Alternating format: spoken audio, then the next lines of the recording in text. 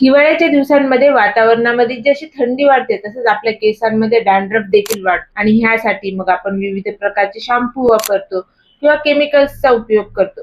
त्यामुळे काही काळासाठी डॅन्ड्रफ तर जातो, पण त्याचबरोबर इतर समस्या उद्भवतात, जसं की केसांमध्ये ड्रायनेस वाढणे, केस गळणे किंवा तुटणे. मग ह्यासाठी आयुर्वेदामध्ये काय चिकित्सा सांगितलेली आहे? सर्वात आधी आपण केसांचं व्यवस्थित स्नेहन केलं पाहिजे.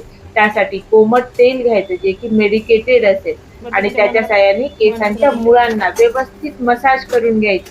त्यानंतर मेडिकेटेड काढा ज्यामध्ये की आवळा, रिठा, शिकाकाई, जटामांसी, भृंगराज, जपापुष्प यासारख्या औषधी वनस्पतींचा उपयोग केलेला असू शकतो. त्यांच्या साहाय्याने केसांना व्यवस्थित धुवून घ्यायचे. त्यामुळे एक तर आपल्या केसांमधला जो कोंडा आहे तो तर निघून जातो, पण अगोदर केलेल्या ऑइलच्या साहाय्याने मसाज त्यामुळे आपले केस हेल्दी राहण्यासाठी देखील मदत मिळते. तर नेक्स्ट टाइम जर तुमच्या केसांमध्ये कोंडा झालेला असेल तर त्यासाठी अशा प्रकारचे आयुर्वेदिक घरगुती जर उपाय केले तर त्यामुळे एक तर तुमचा कोंडा पण जाईल आणि तुमचे केस पण हेल्दी राहतील.